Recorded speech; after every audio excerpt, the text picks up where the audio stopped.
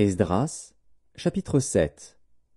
Après ces choses, sous le règne d'Artaxercès, roi de Perse, vint Esdras, fils de Séraja, fils d'Azaria, fils de Hilkija, fils de Shallum, fils de Tsadok, fils d'Akitub, fils d'Amaria, fils d'Azaria, fils de Merajot, fils de Zérakja, fils d'Uzi, fils de Buki, fils d'Abishua, fils de Phiné, fils d'Éléazar, fils d'Aaron, le souverain sacrificateur. Cet Esdras vint de Babylone. C'était un scribe versé dans la loi de Moïse, donné par l'Éternel, le Dieu d'Israël. Et comme la main de l'Éternel, son Dieu, était sur lui, le roi lui accorda tout ce qu'il avait demandé. Plusieurs des enfants d'Israël, des sacrificateurs et des Lévites, des chantres, des portiers et des Néthiniens, vinrent aussi à Jérusalem la 7e année du roi Artaxercès. Esdras arriva à Jérusalem au 5e mois de la 7e année du roi.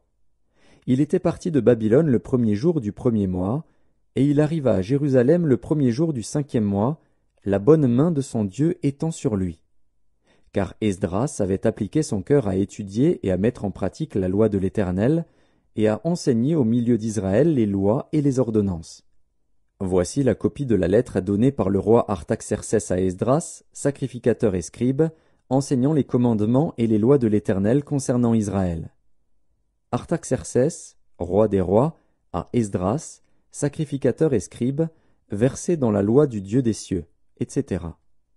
J'ai donné ordre de laisser aller tous ceux du peuple d'Israël, de ses sacrificateurs et de ses Lévites, qui se trouvent dans mon royaume, et qui sont disposés à partir avec toi pour Jérusalem. Tu es envoyé par le roi et ses 7 conseillers pour inspecter Juda et Jérusalem d'après la loi de ton Dieu, laquelle est entre tes mains, et pour porter l'argent et l'or que le roi et ses conseillers ont généreusement offert au Dieu d'Israël, dont la demeure est à Jérusalem, tout l'argent et l'or que tu trouveras dans toute la province de Babylone, et les dons volontaires faits par le peuple et les sacrificateurs pour la maison de leur Dieu à Jérusalem. En conséquence, tu auras soin d'acheter avec cet argent des taureaux, des béliers, des agneaux, et ce qui est nécessaire pour les offrandes et les libations, et tu les offriras sur l'autel de la maison de votre Dieu à Jérusalem. Vous ferez avec le reste de l'argent et de l'or ce que vous jugerez bon de faire, toi et tes frères, en vous conformant à la volonté de votre Dieu. Dépose devant le Dieu de Jérusalem les ustensiles qui te sont remis pour le service de la maison de ton Dieu. Tu tireras de la maison des trésors du roi ce qu'il faudra pour les autres dépenses que tu auras à faire concernant la maison de ton Dieu. Moi, le roi Artaxercès, je donne l'ordre à tous les trésoriers de l'autre côté du fleuve de livrer exactement à Esdras, sacrificateur et scribe, versé dans la loi du Dieu des cieux, tout ce qu'il vous demandera, jusqu'à 100 talents d'argent, 100 corps de froment, 100 battes de vin, 100 battes d'huile et du sel à discrétion. Que tout ce qui est ordonné par le Dieu des cieux se fasse ponctuellement pour la maison du Dieu des cieux, afin que sa colère ne soit pas sur le royaume, sur le roi et sur ses fils. Nous vous faisons savoir qu'il ne peut être levé ni tribut, ni impôt, ni droit de passage sur aucun des sacrificateurs, des Lévites, des chantres, des portiers, des Néthiniens et des serviteurs de cette maison de Dieu.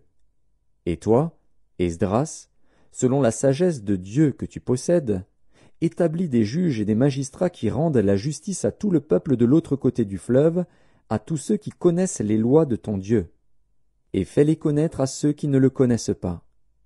Quiconque n'observera pas ponctuellement la loi de ton Dieu et la loi du roi sera condamné à la mort, au bannissement, à une amende ou à la prison. Béni soit l'Éternel, le Dieu de nos pères, qui a disposé le cœur du roi à glorifier ainsi la maison de l'Éternel à Jérusalem, et qui m'a rendu l'objet de la bienveillance du roi, de ses conseillers et de tous ses puissants chefs. Fortifié par la main de l'Éternel, mon Dieu, qui était sur moi, j'ai rassemblé les chefs d'Israël, afin qu'ils partissent avec moi.